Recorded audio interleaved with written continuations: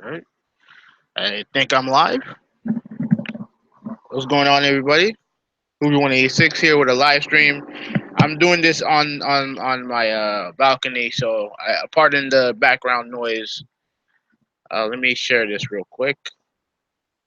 Um, I'll say, as you guys can tell, this is going to be my top five games of E3. It's not really necessarily in order. I'm just putting this in order of when I saw them. So basically, as they first premiere. So pretty much, for example, you look at the schedule of the conferences when they came to the conference to E3 or whatever. If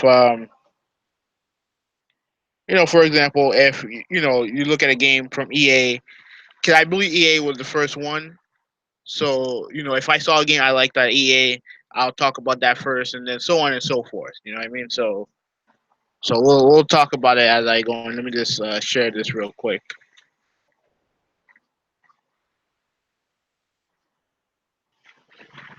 Hold on a second. Um,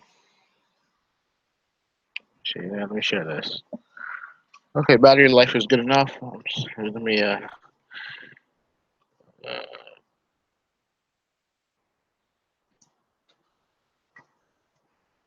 oh shit, no, no, no, no, no. Okay.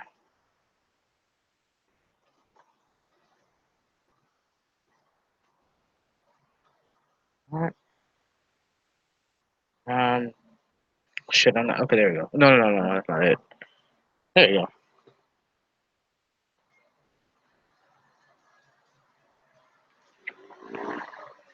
Turn this down, but share.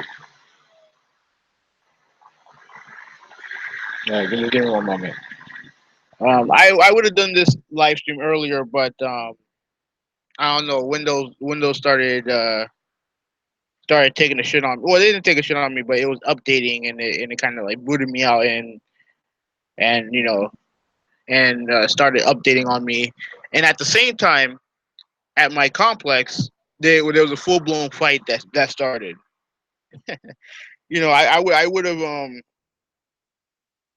I should have recorded it.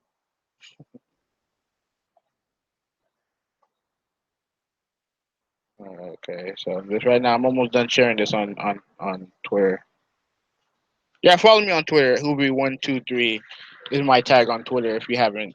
Um,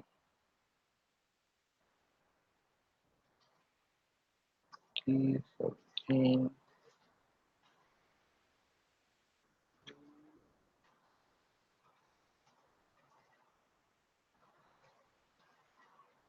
Okay, there you go.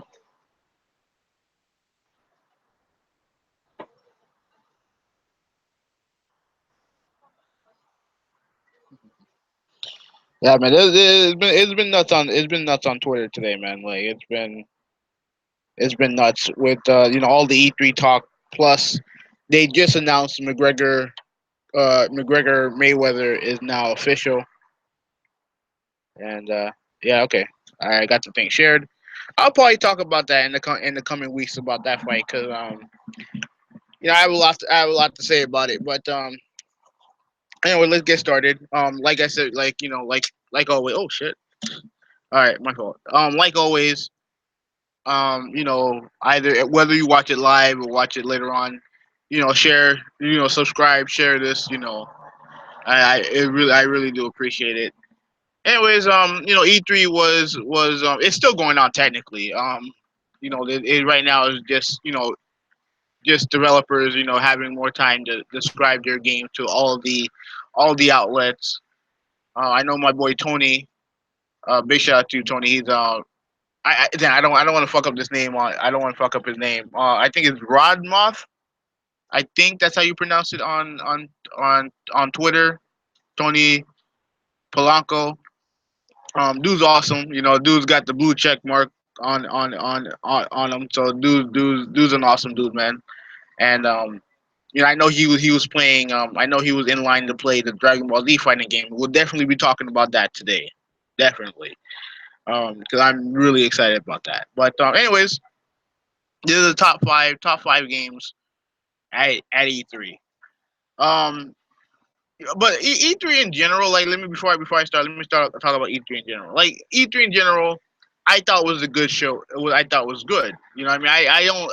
I know a lot of people thought it was disappointing because we didn't get a lot of major surprises, at least from the big two. I didn't watch Nintendo's conference. I had no interest in watching Nintendo's conference, but I did hear that they teased Metroid Prime 4, which is good. You know what I mean? Like, which is fine. You know what I mean? I'm not the biggest Metroid fan, but anytime they can revive one of their legendary franchises, it's good.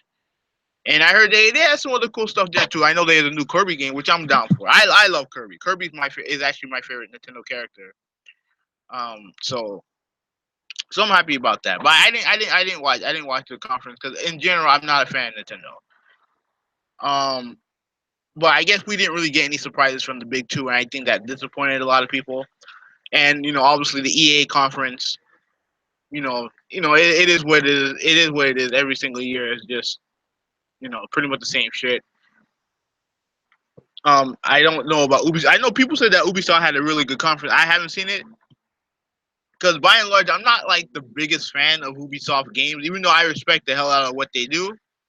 I'm just not. With the exception of Splinter Cell, I'm not really that big into their franchises. To be honest with you, well, I do like Rainbow Six, but I don't like Siege. Um, I have a viewer. That's cool. Let's see. But I'm not really big into Ubisoft all that much, so I didn't really watch their conference. But I mean, ultimately, I thought the shows were fine. You know what I mean? Like you saw a lot of cool games on there. So like let's get this thing started.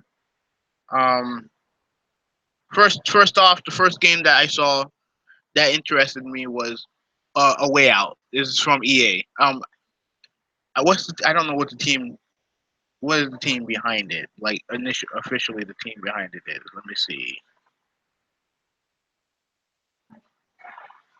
Give me one moment. There we go.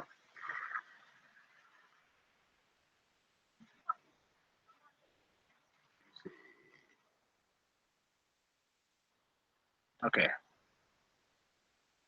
All right. So it's being developed by Hazard Light, and I don't. I mean Haze Light. Excuse me, Haze Light. I don't know what other stuff they worked on in the past.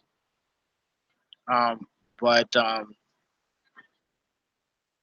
yeah, I don't know what other stuff they worked on in the past. But there is being published by EA, and this game is a co-op, I guess, crime prison drama. Which is very unique because it's going to be split screen for I assume the vast majority part of the game, and that's really the only way the game can be played. I love the setting. I love the I love the potential story behind it. I'm very interested to see the story. But my only pause, the only thing that really worries me about that game is the co-op factor. You know what I mean? Like I can, I don't have a problem playing co-op with somebody, but if I'm going to spend $60 on a game, you know what I mean? I rather play that game by myself when I don't need when I really just don't want to play with anybody else. I rather just have the game play the game by myself. And also, I gotta be real with you, man. I don't know if I trust some of these fucking bums on the internet. Like I'm being real, man. With all the bullshit that I've dealt with when it comes to Battlefield One and these fucking Rambos who medics, but who choose medic classes, but act like fucking Rambo instead of healing you. You know what I mean? Like that pisses me off, man. I don't I can't trust people online, man. At least people who I don't know, randoms. You know what I mean? So I don't know. Going off on a bit of a tangent, but I mean, I love the story. I saw the gameplay trailer. They showed the developer trailer where the developer is talking about the game and all the stuff that you can do in it, and I saw the game the legit gameplay trailer today, and dude, I think it's gonna be a cool story, man. Those are the type of game that I really like grounded to reality, story driven game. Like that's my I like those type of games, but the fact that the game is constantly you need co-op and it's constantly online. Well, no, it's not online. I don't think it's constantly online because I think you can do co-op with on couch co-op. But regardless, I mean, I rather have the game. I rather just have the game be single player for the most part with the option of co-op.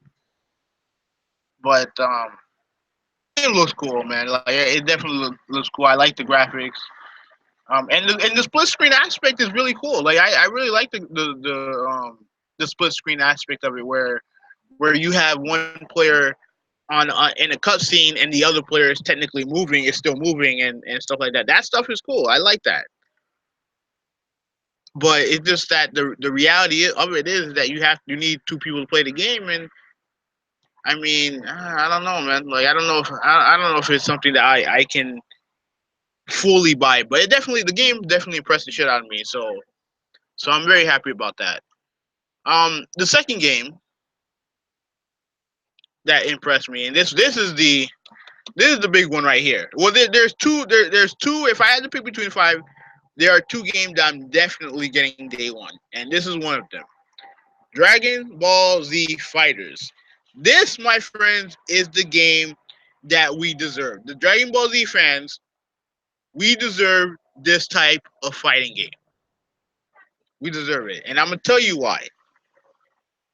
When I was younger, when I was around, let me see, I was around like 12 or 13 at the time. I had an E machines computer. I mean, everything, everything. It wasn't like it was back in like it wasn't like what it is now with easy access, Wi-Fi, everything fast and easy and shit like that. You know, back in the day, I was on dial-up. You know what I mean? Like, and my friend introduced me to ROMs and emulators. So I'm thinking to myself, all right, well, let me try this out. I mean, it took me a while to get used to it and get acclimated to it. But I downloaded this emulator. I believe the emulator was called SNES 9X, and they had all these games available to download. So I would download games like obviously Super Street Fighter 2. The Final Fight games. All my favorite games back in my youth, and I would download some of these DBZ games. Like I remember downloading when I had the Sega Genesis emulator. I downloaded this Dragon Ball Z game because at the time when with the PS1 out, they had a couple of fighting games, but they weren't great games. I remember playing Ultimate Battle 22. I didn't think that game was very good, especially back then. But it was just cool to play a Dragon Ball Z game because at the time, because people don't realize Dragon Ball Z is um a very very old anime. Like it's not new. Like for those of you who think that this is new, the Dragon Ball Z is not fairly new. It's not, and it wasn't new back then either. When around what year was it? I would probably say, damn, if I was 15, I would probably say 98, 99, maybe a little bit younger, maybe earlier than that. Like Dragon Ball Z, when it first appeared on the states, it was already, if I had to guess, was already like 5 6 years, old. I mean, those episodes only appeared on in Japan for a while, and then they came over to the states years later. So Dragon Ball Z is a very established, running franchise, longer than many people realize. So I didn't really know about this until later. So when I'm watching the DBZ show, not realizing that some of the enemies and the bad guys that I saw in the game, like Majin Buu and not the Ginyu Force. The Ginyu Force was introduced in the Frieza saga. like Majin Buu,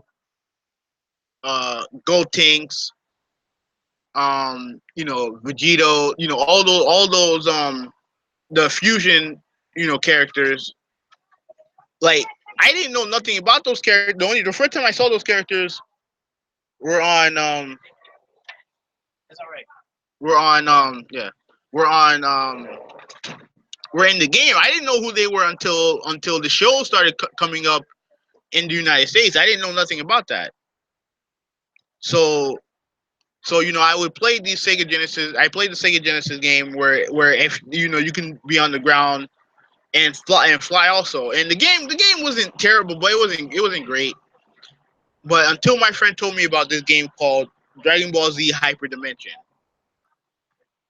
and that game was kind of like the first time I played a DBZ game was like it was ahead of its time as far as like gameplay goes. Now again, it's hard to compare that to what we saw a couple days ago at the Microsoft stage.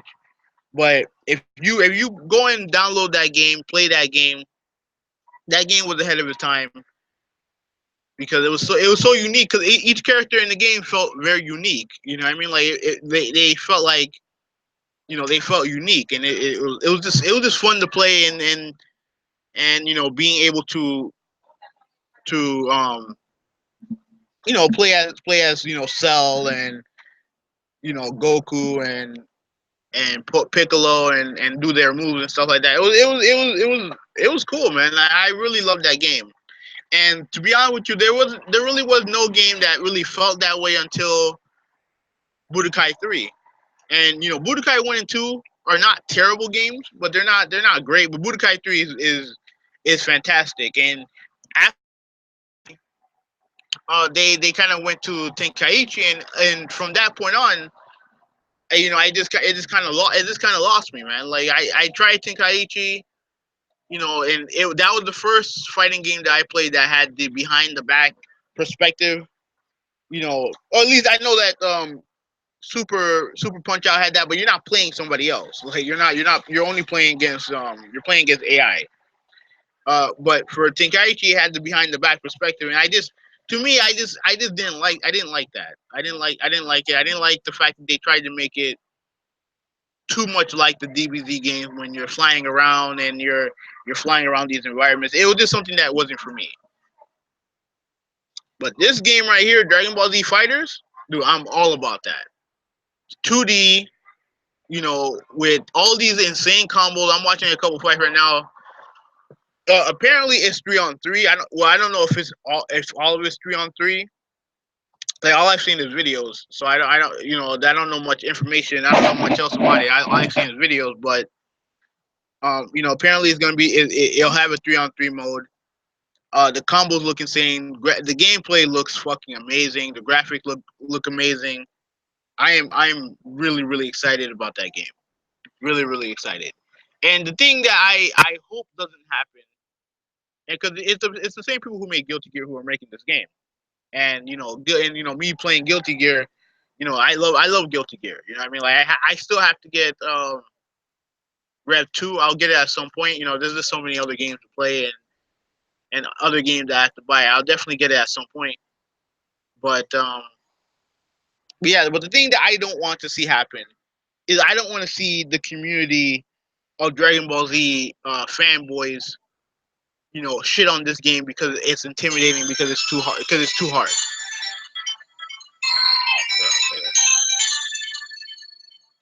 My fault. The notification on my phone. I don't want to see that community try to dumb this game down. You know what I'm saying? Like again, we don't know much else about the game yet, but I don't want to see that happen because at the end, the game is intimidating. You know what I mean? It doesn't have the full 3D worlds that the past Dragon Ball Z games had. This is a 2D fighter. You know what I mean? And some younger gamers don't they don't. It's hard for some of them to relate to that because they feel like because it's in 3D, it's supposed to be the best graphics available, and that's and obviously 3D has always been perceived as having better graphics than 2D. So I don't want to see them dumb down this game because they fear like it's too complicated for them. Because to me, I'm gonna go off on a bit of a tangent here. To me, that happened with the SmackDown series. You know what I mean? Back when back when the game was exclusive to PS2. That's where the WWE 2K 17, all that stuff came from the engine of the original SmackDown games on the PlayStation and PlayStation 2 and PS3. And all this time, me and a couple of my friends who are really big into who are at least at the time were really big into wrestling games. We played the No Mercy games. We played WCW Revenge. I obviously I played the Fire Pro Wrestling games. What we wanted from the franchise was a overhaul of their in-game engine. You know what I mean? Like make it more like make all the improvement based on the gameplay of the wrestling. You know what I mean? Like it's cool to have ladder matches. It's cool to have table matches and stuff like that. All that stuff is cool.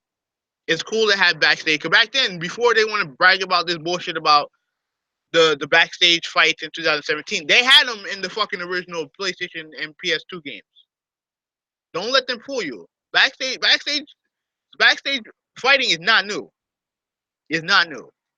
But regardless, it's that we wanted an overhaul of the engine to make it more conducive to producing a wrestling match, right? That's what we wanted. But instead, you have people on the forum, people on the message boards back in the day. All they want, we want buried alive matches. We want inferno matches.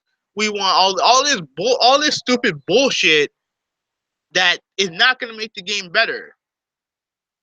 And obviously the people over at you know at 2K, and at least at the time I think it was like Ukes and THQ and stuff like that. They they listened to them and didn't listen to us. You know what I mean? We wanted an overhaul of the engine. We wanted to see the game be more based on actual on wrestling. Like wrestling. You can still have the flashy stuff. You can still do all the people elbow stuff like that. But we wanted it to be more. We wanted it to be more professional wrestling. Oh, here we go. Oh, okay. There's my friend Steve TKO. Let me see what he says. Yeah, yeah, I'm cool with that. I'm fine with that. Like, I'm cool with that. I like the Dragon Ball Z, like, yeah, yeah. I like Blaze Blue. I don't like Marvel vs. Capcom, but I like Blaze Blue, so I'm cool with that. If it's like that, then that's fine. But at least it represents the way that Dragon Ball Z should be made, in my opinion.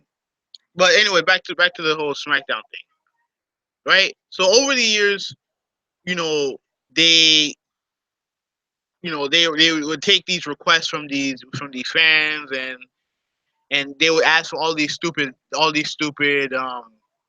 match types and stuff like that, and it never made the game better for any of us. No, all it did was for us was make the game glitchy as shit. Like when we would play, like when I remember one time when my brother bought WWE 2K, I think it was 13 or whatever. We would do ladder. We would try to do a ladder match, and every game would have some crazy ass glitch in it because they did a shitty job of making those type match types for multiplayer. You know what I mean? Like they did such a shitty job of it, and every time the fucking game would glitch and everything like that, and it just wasn't fun. We just went back to SmackDown versus Raw 20, SmackDown versus Raw, I think 05. We just had to go back to it because the new game, while it looked better, it played better. It was still the same. It was basically the same shit with match types that don't improve the game. And to me, that's when you can see that the casual audience can fuck up a game. And I'm not interested in seeing that happen with DBZ. I don't want to see that. I don't want to hear people bitching and complaining. Oh well, you can't fly around, you can't do this, you can't do that, and the moves are too hard and everything. Like, nah, fuck you guys, man. Fuck you guys. If you guys can't learn the mechanics of the game, then you had those games to play. You know what I mean? You had those other games to play. All those other bullshit ass DBZ games. You have them to play. So there you go. So like I said, I'm excited for the game. Definitely it's a day one buy for me. Um, I'm just happy that it's gone to the two it's gone to 2D, and you see kind of like the craziness that the game can provide, because that's what DBZ is. It's a fighting game with overpowered characters doing crazy combos and shit like that. That's the true representation of what a Dragon Ball Z game should be. Not and I understand, like, you look at the series, the vast majority of it, well, actually the vast majority of it is just filler. You know what I mean? But at the same time, the the the vast majority of it is, you're flying around, you're experiencing the universe and stuff like that. I get the appeal of that, but to me, I'm all about a 2D a 2D fighting game that's fun to play, and to me that's what Dragon Ball Z Fighters could be. So I'm definitely excited for that. The third game that I'm excited for when it comes to E3 was The Last Night. This is from shit. What was it? Damn it! I had it right in my head. Well, who's the team that made that game? Um, shit. Oh man.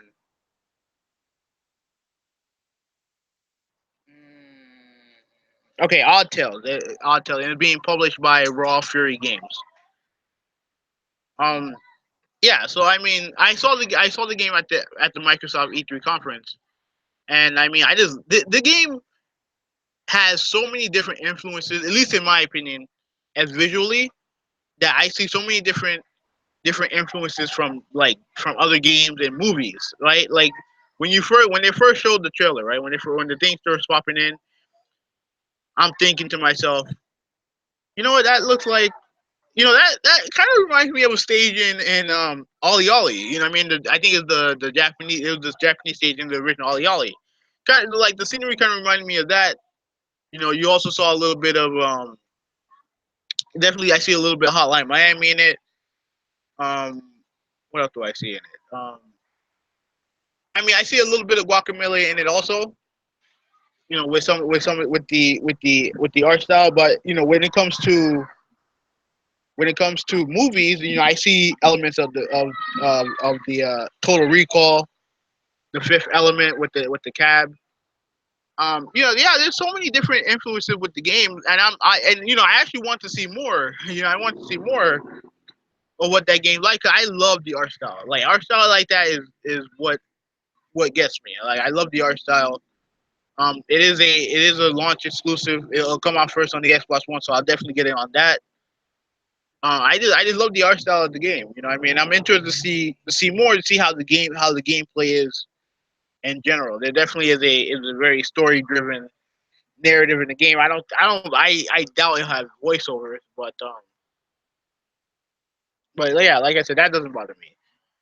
It definitely reminds me of that other game called Party Hard as well. Some of the art style, but I heard that game's not that good, so I don't know. We'll see what happens with that. So the fourth game it was actually not shown at a stage. It was actually shown at the Sony pre-show, which is Matterfall. There's some from the same people who make Super Stardust HD and Resogun from Housemark, right? They're the people behind the game, and I am very interested to see. This game looks like it will kick your ass. It's like that Ex Machina game. The game looks brutal. Like it definitely has a bit of a Metroid influence in it, and it has this definitely like this full of color and vibrant colors and explosions and stuff like that. I'm definitely interested in that game. I don't know if that's a day one buy. In the past, I know Sony has made those type of games available for Plus users, so I don't know if they'll do that with Matterfall. But like I said, I'm very interested in this game. And last and certainly not least, and this is actually going to be number one. No, no, no. Actually, let me rephrase that. It's up there with DBZ as far as like being impressed by this game, and that's Spider Man. And the reason why I was so impressed with Spider Man is because I had because again when the game was first shown last year, the only we didn't really see a lot of gameplay. It was just a trailer of the game. You know what I mean? Like it really was just a trailer. The only thing that I thought might have been gameplay was when he's hopping on the tables and like, but we didn't really see much else when it came to gameplay.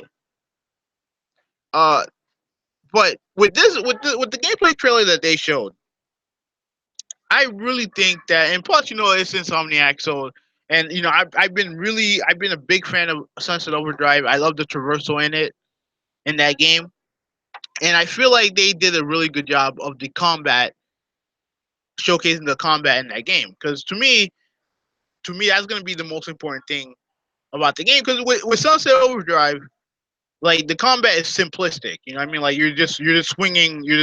I think a bat. You're just swinging the bat around and stuff like that. It's not integral. It doesn't. And it also, to be fair, it doesn't need to be. It's not a criticism of Sunset Overdrive, but it's very the melee combat is very simplistic. This game definitely seems to be going a step further than that. When it comes to with the combat. And I think that was the most impressive thing because I had a feeling that the web sling and stuff would be fine. Like I don't have any real issue with it as far as I didn't have any worries as far as what how Spider Man's gonna move around and stuff like that. I know some people do, and they're definitely within their right to do so.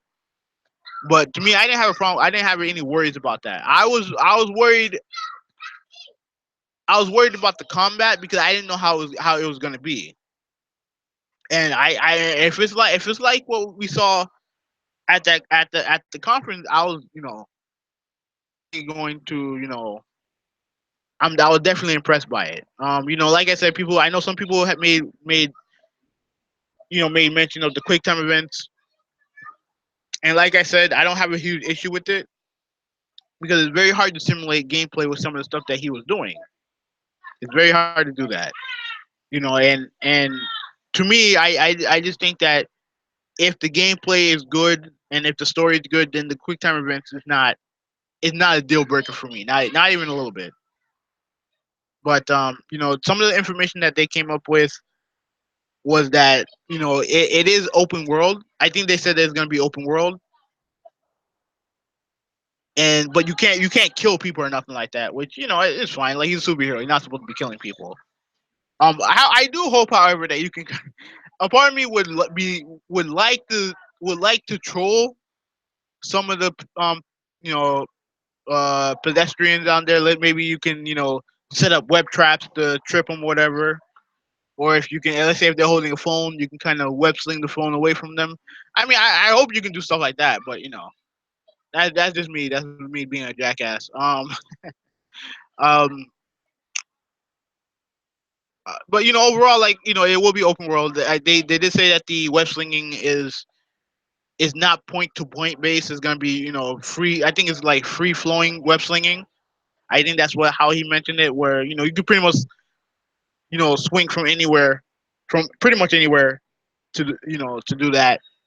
And yeah, man. I mean, the game's gonna be coming out next year, so that. But the gameplay stuff really impressed me. Like just the way he was able to take out some of the bad guys, especially in the beginning with the web bomb, and tying up one of the bad guys, and like a big giant web. Yeah, I was really impressed by it. You know what I mean? And like I said, I thought that was easily the best part of Sony's showcase. So I'm definitely impressed by that. So overall, top five games that impressed me at E3 was A Way Out, which is an EA game. The Last Light from shit, I forgot the name already. From